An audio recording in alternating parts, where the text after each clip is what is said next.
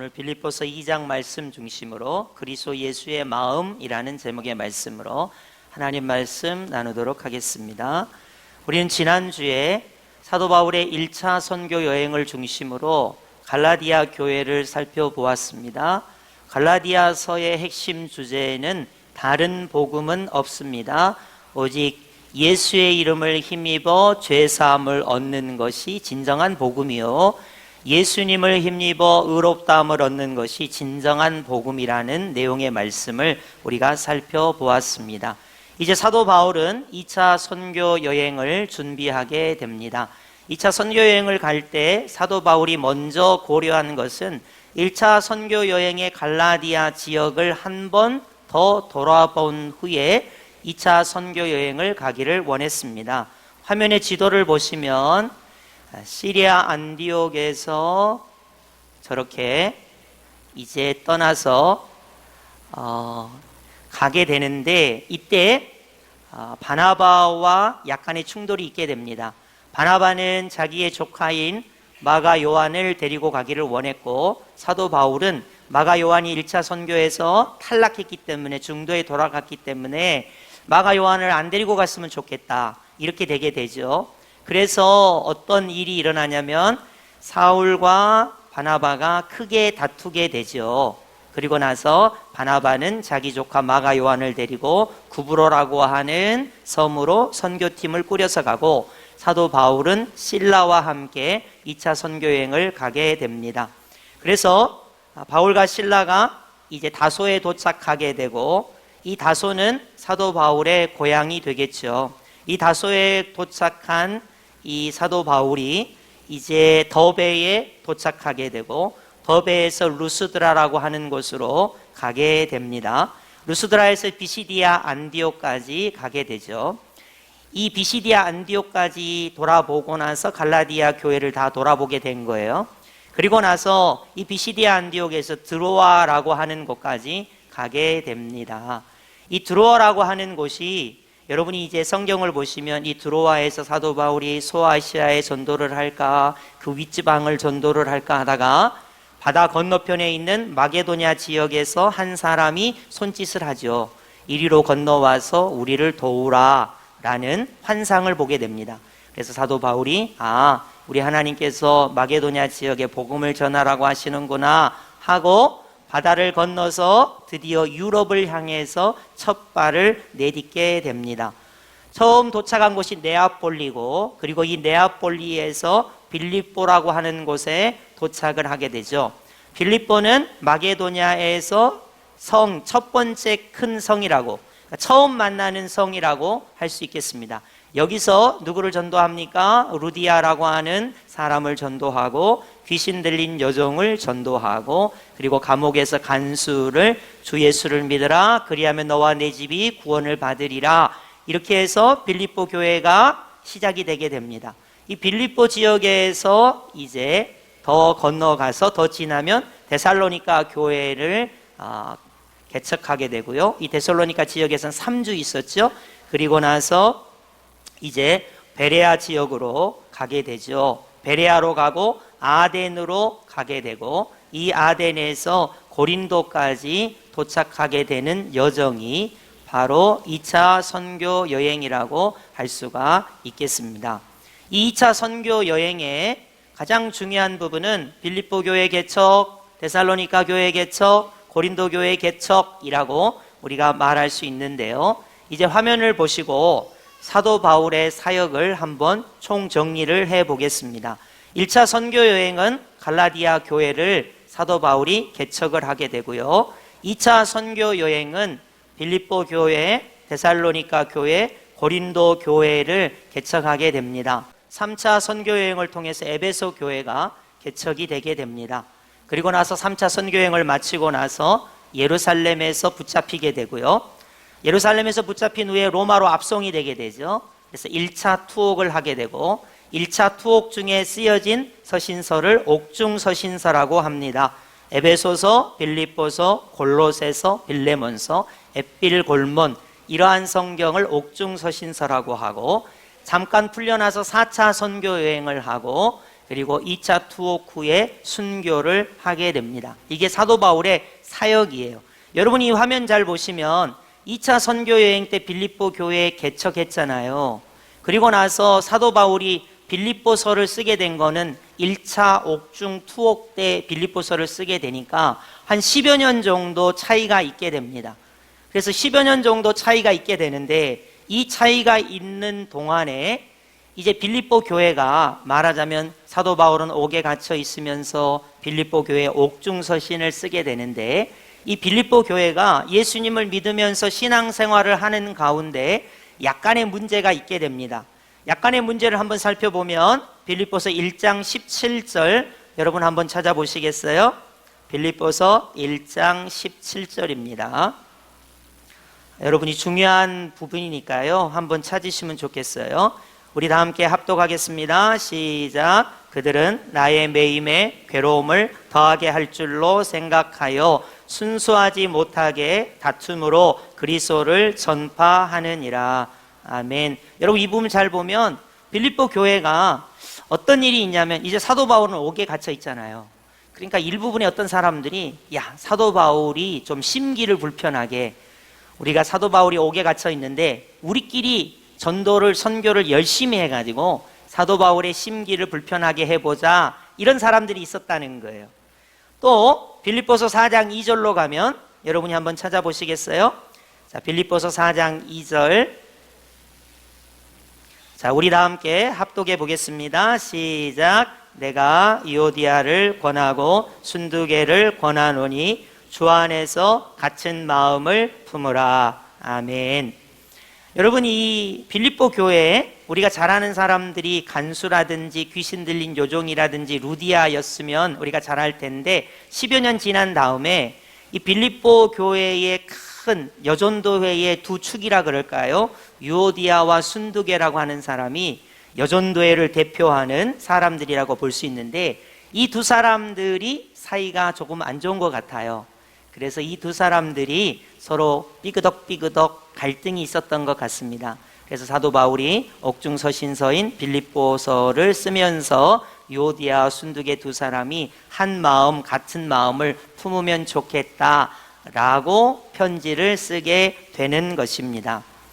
여러분 갈라디아서는 복음이란 무엇인가? 복음의 핵심을 가지고 이야기했다면 예수 이름을 힘입어 죄사함을 얻고 예수님을 믿음으로 의롭다함을 얻는 다른 복음은 없다. 복음이 무엇인가를 강조했다면 이제 복음 안에서 예수님을 믿는 사람들이 어떤 자세를 가지고 신앙생활을 할 것인가를 말하는 서신서가 빌립보서라고 말할 수 있겠습니다. 빌립보서의 주제는 기쁨이에요. 감옥에 갇혀 있어도 어떻게 기뻐할 것인가? 예수 믿는 사람들끼리 갈등이 있어도 어떻게 기뻐할 것인가?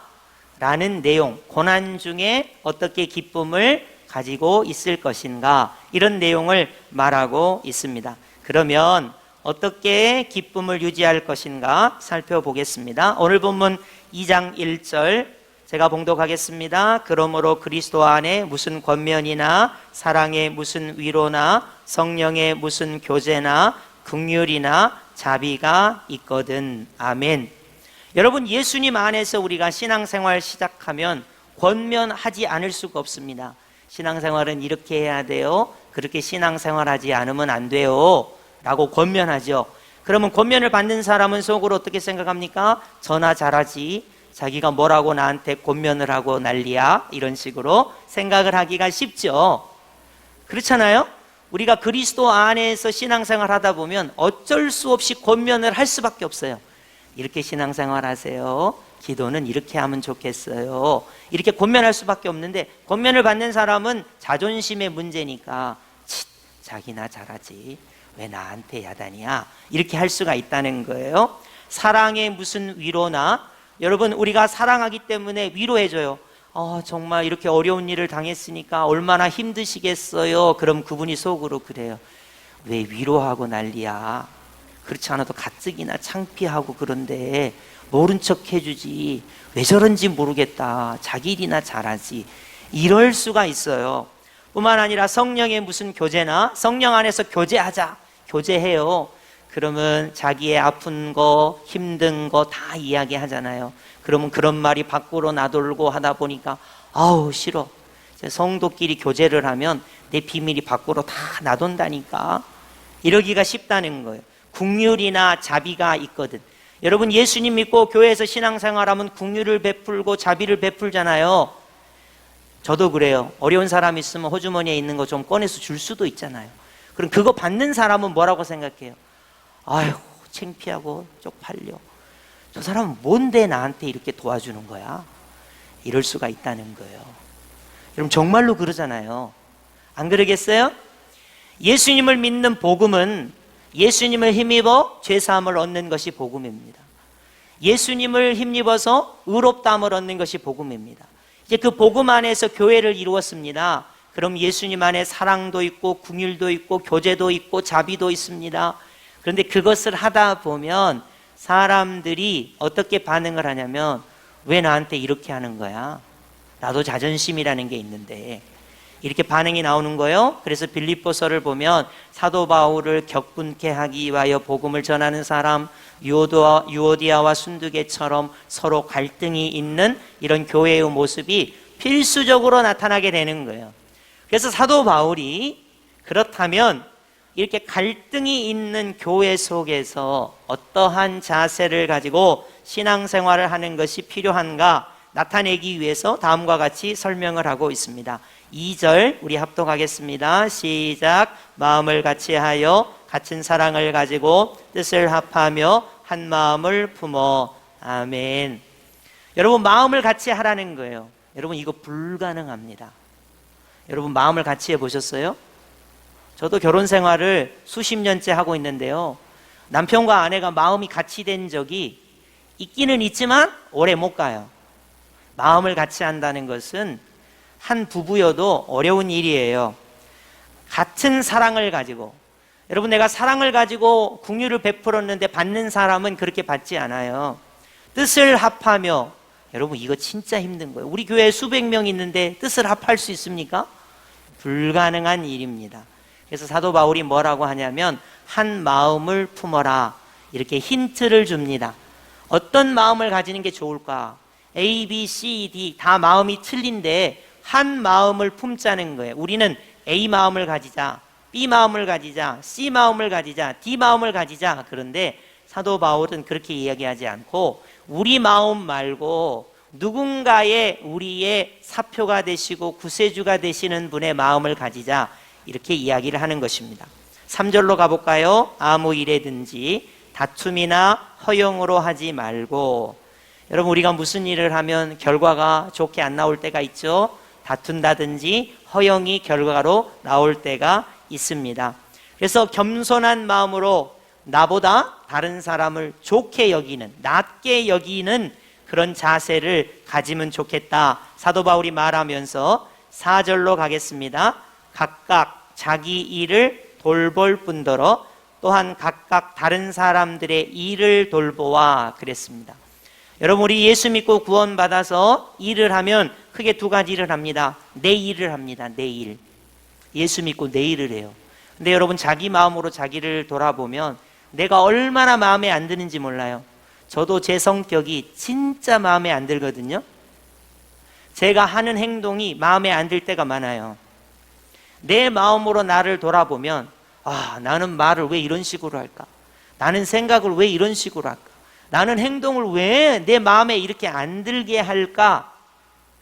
내 일을 해야 되는데 내 마음에 안 들 때가 너무 많아요. 또 다른 사람의 일을 돌아봐야 되잖아요. 다른 사람에게 긍휼을 베풀고 사랑을 베풀고 교제하고 해야 되는데 그 사람이 내 마음에 안 드는 거예요.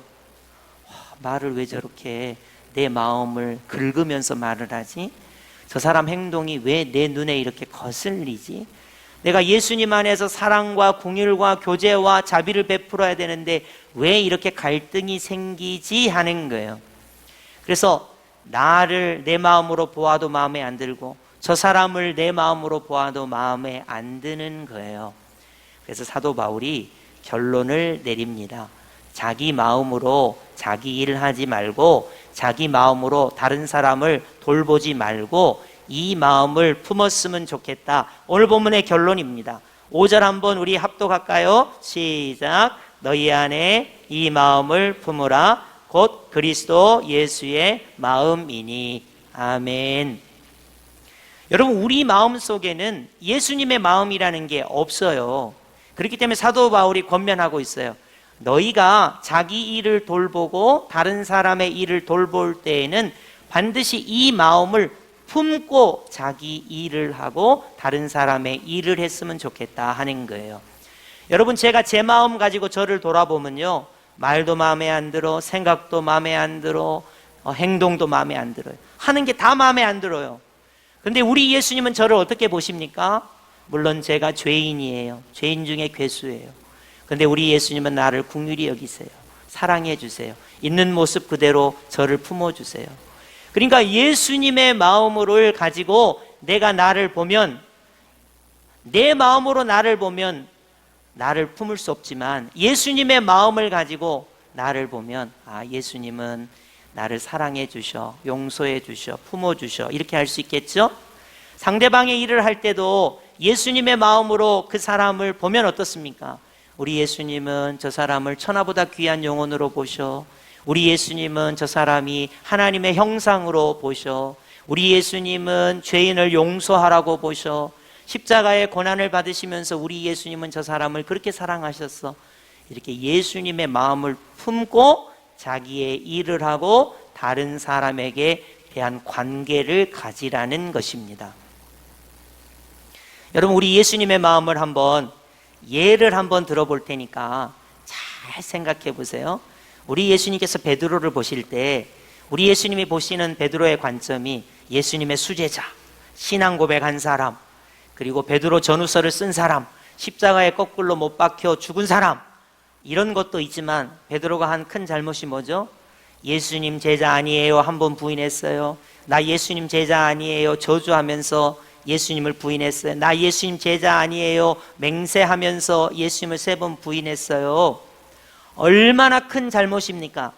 그런데 우리 예수님은 베드로를 어떻게 보십니까? 요한의 아들 시몬아, 내가 이 사람들보다 예수님을 사랑하느냐 고백을 받으시고 그의 모든 잘못을 용서하시면서 예수님은 베드로를 사랑하시고 그를 길이 참으시고 그와 함께 동행하시고 그에게 구원의 길을 주시는 우리 예수님 마음이시라는 거예요.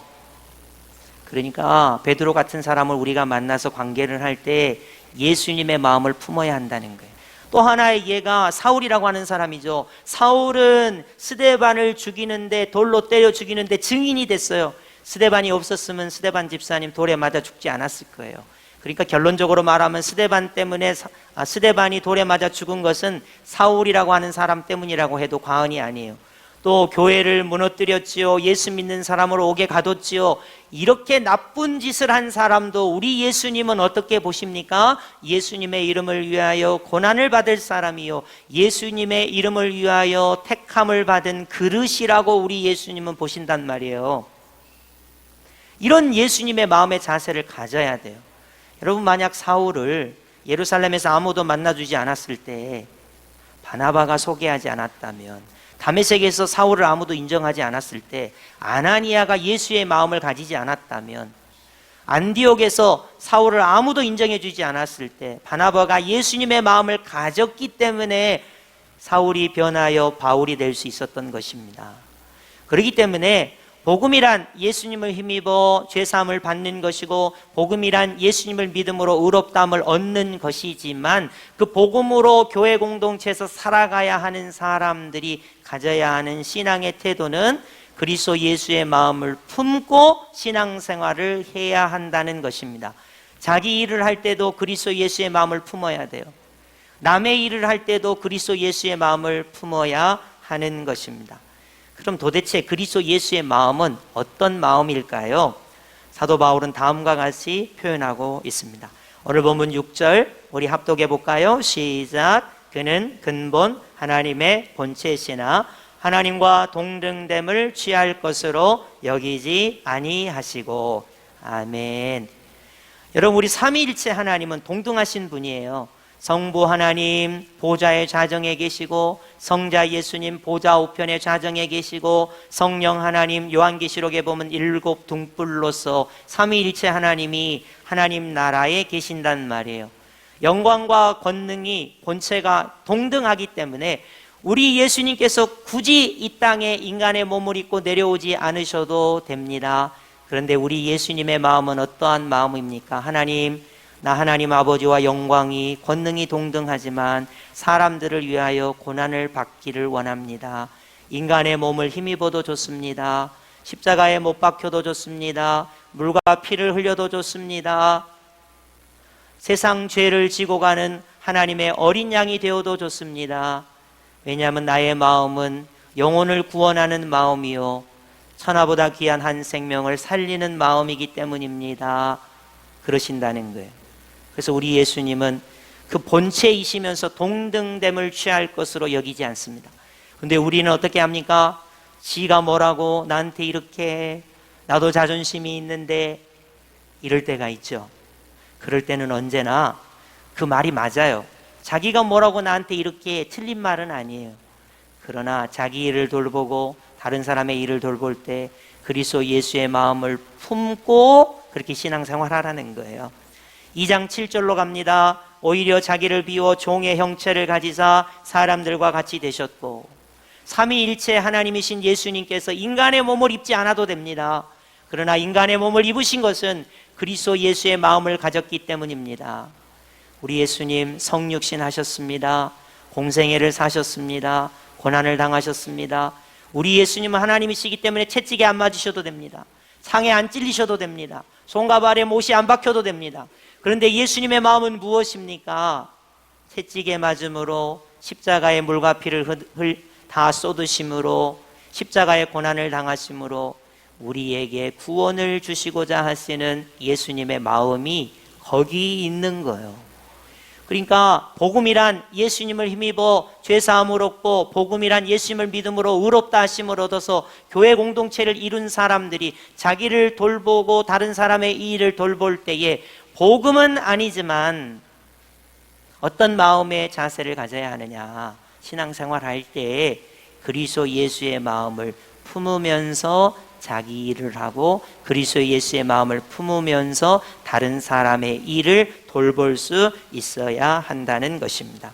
8절로 갈까요? 사람의 모양으로 나타나사 자기를 낮추시고 죽기까지 복종하셨으니 곧 십자가에 죽으심이라. 여러분, 복음은 예수님의 십자가와 부활을 믿는 것입니다. 예수님의 마음은 복음을 이루기 위하여 십자가에 죽으시기 위한 예수님의 마음이었다는 거예요. 갈라디아서는 다른 복음은 없습니다. 예수님으로 인하여 죄사함을 얻고 의롭다함을 얻는 것이 복음의 핵심입니다. 빌립보서는 고난 가운데 어떻게 기쁨을 유지할 수 있을까라입니다. 자기의 일을 돌보고 다른 사람의 일을 돌볼 때 어떤 자세를 가질 것인가입니다. 예수님을 믿고 구원받은 우리가 이제 그리스도 예수의 마음을 품어야 하는 것이죠. 이제 사도 바울을 한번 예로 들어볼까요? 사도 바울이 얼마나 사역을 열심히 했습니까? 1차 선교여행 열심히 해가지고 갈라디아 교회에 개척했습니다. 1차 선교여행 열심히 해가지고 2차 선교여행에서 빌립보 교회 개척하고 데살로니가 교회 개척하고 고린도 교회 개척했습니다. 3차 선교여행 죽도록 해가지고 에베소 교회를 개척했습니다. 그리고는 선교 보고하러 예루살렘에 갔다가 잡혔죠. 거기서 로마로 압송돼가지고 로마 감옥에서 생활을 합니다. 여러분 한번 생각해 보세요. 죽도록 예수님을 위해서, 이웃을 위해서 선교했는데 결과가 뭐예요? 옥에 갇힌 거예요. 그럼 여러분, 옥에 갇혀서 병들고 쓸쓸한데 도대체 어떤 마음을 가져야 극복할 수 있겠습니까? 하나님, 저는 뭡니까? 1차 선교여행, 2차 선교여행, 3차 선교여행, 예루살렘까지 가서 복음을 전하고 옥중에서도 옥중서신을 쓰고, 근데 왜 나는 옥에 갇혀 있습니까? 자기의 마음으로 자기를 돌보고 다른 사람을 돌볼 수가 없는 거예요. 그래서 깨달은 것이 뭐냐면 성령님의 감동 감화로, 그래, 내 마음은 아니다. 내 마음은 아니고 그리스도 예수의 마음을 품어야 되겠구나 라는 결론에 도달하게 되는 것입니다. 여러분, 그래서 옥에 갇혔어도 그리스도 예수의 마음을 품는 거예요. 몸이 병들어도 그리스도 예수의 마음을 품는 것입니다. 여러분이 신앙생활 잘 하시는데 몸이 아프면 어떤 마음을 품어야 몸이 아픈 여러분이 이해할 수 있고 기뻐할 수 있을까요? 여러분이 몸이 아픈데 도대체 어떤 마음을 품어야 여러분은 여러분 자신을 기뻐할 수 있겠습니까? 여러분, 갈등 가운데 있는 어떤 사람, 어떤 성도와 말이 서로 안 통하고 마음이 서로 안 통하고 관계가 서로 힘들어지는 이 가운데 도대체 어떤 마음을 가져야 여러분은 그 사람을 용납하시겠습니까? 내 마음으로 가능하겠습니까? 아내도 남편도 자식도 친구도 용납하지 못한 밴댕이 소갈딱만한 내 마음으로 가능하겠습니까? 절대 불가능합니다. 목회자인 저도 여러분이 맡고 있는 모든 자신의 일과 여러분이 다른 사람의 일을 감당할 때에 사도 바울은 복음은 아니지만 복음을 믿는 사람들이 그리스도 예수의 마음을 품고 신앙생활하라고 빌립보서에서 이야기를 하고 있는 것입니다. 고난 중에 기쁨을 어떻게 표현할 것인가? 그리스도 예수의 마음을 품으라, 이렇게 요약하고 있는 것입니다. 여러분, 요즘 마음에 안 드는 게 많습니다. 저도 그렇습니다. 가자지구를 생각하면 마음이 편치 않습니다. 우크라이나를 생각하면 왜 러시아의 통치권자는 저럴까 생각이 됩니다. 마음에 안 드는 게 많아요. 우리나라도 그렇습니다. 북한도 그렇습니다. 또 뭐 이렇게 세상을 어지럽히는 사람들 보면 마음에 들지 않습니다. 더더군다나 마음에 안 드는 나도 마음에 안 듭니다. 저 사람도 마음에 안 듭니다. 원망과 불평이 쏟아질 것 같습니다. 그렇게 교회가 이루어지는 거예요. 활동이 돌아가는 겁니다. 그래서 사도 바울이 빌립보에다가 편지를 씁니다. 너희 안에 그리스도 예수의 마음을 품으라.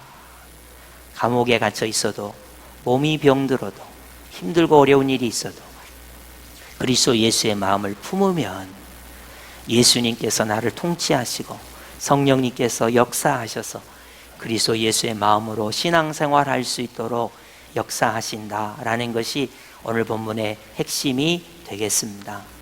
여러분, 꼭 기도하시기 바라요. 복음은 무엇이냐? 그리스도 예수를 힘입어 죄사함을 얻는 것입니다. 복음은 무엇이냐? 예수님을 힘입어 의롭다함을 얻는 것입니다. 그렇다면 나는 신앙생활을 어떻게 하는 것이냐? 성령 하나님, 내게 그리스도 예수의 마음을 품게 하여 주옵소서. 내가 병들어도 그리스도 예수의 마음을 품게 하여 주옵소서. 물질의 문제가 있어도 그리스도 예수의 마음을 품게 하여 주옵소서. 상대방과 관계가 문제가 있어도 그리스도 예수의 마음을 품게 하여 주옵소서.